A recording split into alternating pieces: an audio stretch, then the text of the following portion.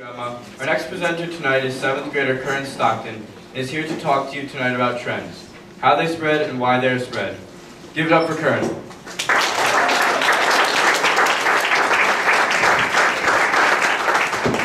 Many of you may not know this, but in the early winter months of 2013, LCJSMS had an infestation. It was a bug. It was unavoidable, and it took over the minds and closets of a huge amount of the 7th grade.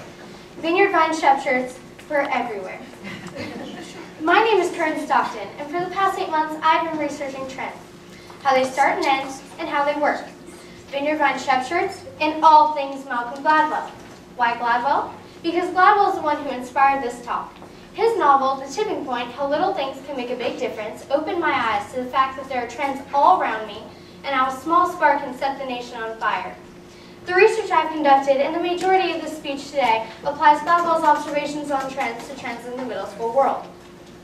But first of all, how many of you have purchased Vineyard Vines anything since December 2012? Okay, so what I can tell is that the majority of you have. So although you may think that that's just a little statement supporting your sense of style, it actually says where you stand in the Vineyard Vines trend and whether or not it was a trend among adults like yourselves or just among children. First of all though, I know that some of you are still confused as to what a Shep shirt is, so allow me to explain. A Shep shirt is this lovely 1/4 zip pullover made of 100% cotton French terry, garment washer softness, and embroidered with the signature logo label. In other words, it is a fancy sweatshirt. So why is it so essential to the wardrobe of LCJSMS students? I'll get to that later. At LCJSMS, the beginning of the fashion revolution took off just before Christmas break. Only a few girls were seen wearing the Shep shirt, but its stylish attraction was enough to cause numerous girls and even some boys to purchase the shirt over Christmas break. I received one myself on the morning of December 25th, and I know that many of my friends did as well. I remember that cold January morning when it rolled around. I just walked to school in my new fuzzy pink fleece Shep shirt, and all of my friends were happy to show off their new holiday gifts to classmates. I got to school, and Shep shirts were just everywhere. Pink, red, navy, teal, blue, even gingham, like you saw in Delaney. The possibilities were endless. I later found that the most popular combination was an all-navy Shep shirt with a navy base and navy shoulders. This was worn among girls and boys. The trend had definitely hit its tipping point in the words of author Malcolm Gladwell, which is when a trend has hit its point in the cycle of trends when it becomes very popular. According to Gladwell's theories, 3 special people help contribute to the tipping point of a trend. The 3 people are called mavens, connectors, and salespeople. Each of the 3 makes change happen or spreads the word in their own unique way. Mavens come first. They make the change happen through ideas and information. They are the nerds in the world of trends. They are those who know everything about everybody, and without their help, trends would not make sense to some. At LCJSMS, I believe that the mavens would be the first people to start participating in the trend. You know, that kid that everyone laughs at because they look so ridiculous with a whale on their shirt. Although people are temporarily critical of that individual's fashion choices, they will soon be sporting the same thing. Next, we have connectors. Connectors make change happen through people. They know everything about everyone and are always happy to share their experiences with everyone they know and even some they don't know. Connectors at the middle school are obvious. They are those who are friends with everybody. And next, we have salespeople. They make change happen through persuasion. They are people and sometimes the companies themselves. But in this school, I don't feel like a student, in my case, directly fits the description of salesperson. I believe it is more of a force, in a way, peer pressure.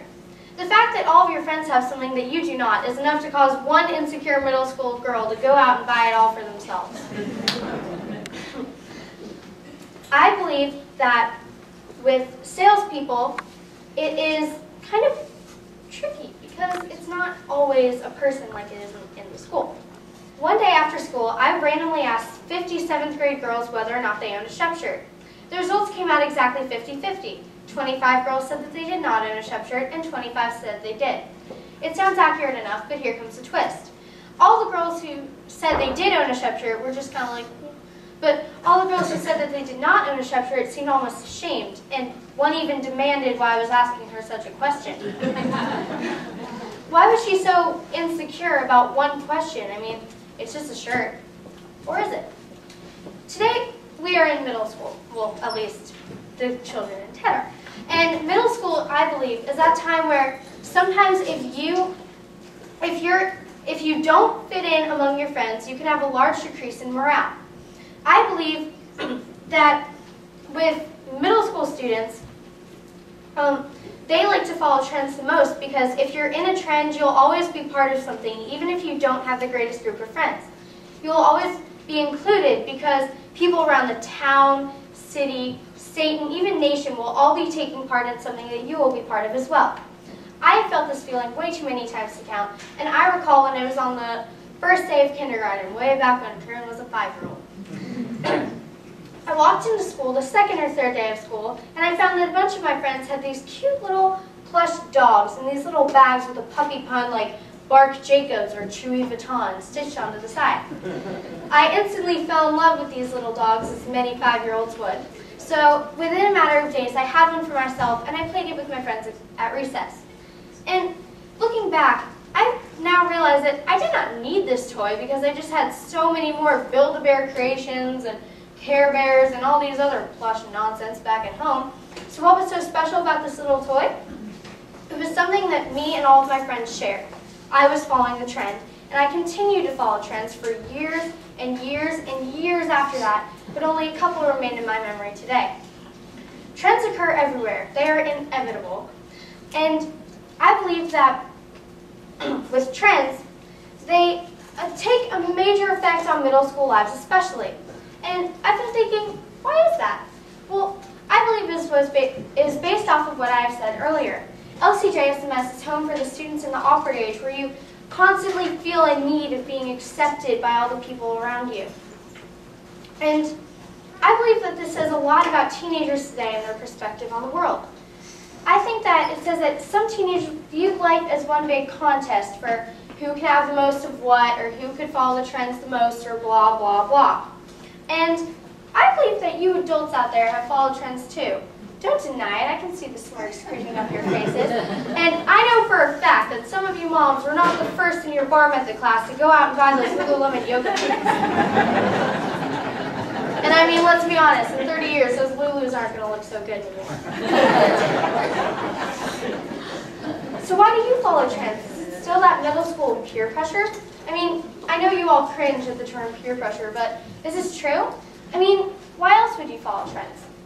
I am always curious about why trends are so important at the time, but then just a few months or even weeks later, they're viewed as ridiculous. Why is this? I mean, no matter how much Gladwell I read, no matter how much research I do, I will never have an exact answer to this question. One may say it is because the trend gets boring after a while, and another may say that the followers realize the pure absurdity of the trend. Well, I believe that people get sick of being like everybody else. And what I mean by that is that trends, the goal of trends is to kind of be ahead of everybody else. The purpose of trends is to kind of have what everybody's supposed to want. So if everybody has what everybody's supposed to want, it kind of defeats the purpose of a trend after a while, don't you think? So eventually, it just takes one person to get so sick of this trend that he's been following around for so long that he goes out and starts a new one. And soon enough, those cold winter months of LCJSMS winters roll around and they welcome another infestation. Thank you.